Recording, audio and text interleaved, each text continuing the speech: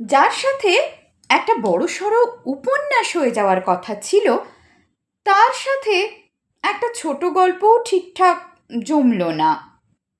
ওই যে হয় না, মাথার ভেতরে শত সহস্র শব্দেরা মিছিল করছে, কিন্তু বল পয়েন্ট কলমের এক প্রান্তে এসে আটকে যাচ্ছে সব।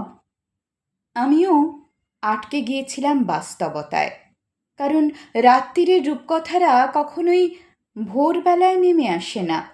স্বপ্নের কৃষ্ণচূড়ারা চোখ মেললেই ফ্যাকাশে হয়ে যায় মুহূর্তে।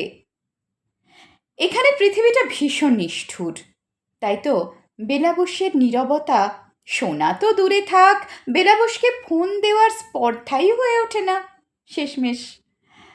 আমাদের মেনে নিতে হয় যে কোনো কোনো দূরত্ব আসলে জয় করা যায় না, না ম্যারাথনে না স্প্রিন্টে, কিছুতেই না। এক ভীষণ আক্ষেপ নিয়ে অপেক্ষা করতে করতে একসময় হাল ছেড়ে দিতেই হয়। কোনো কোনো দূরত্ব অজেয়, কেউ চির অধরা। এটাই সত্যি, এটাই উপসংহার। গলার ভেতরের ব্যারিকেডে যে কথারা আটকে গেল, তাদের নীরবে ফিরে যেতে হয়েছিল বুকের ভেতরের হাহাকারের ঘরটাতে, যে হাহাকার যত্ন করে লুকিয়ে রেখে আমরা গল্পহীন হয়ে বেঁচে আছি। অথচ আমাদের একটা ছোট গল্প হলেও হতে পারত।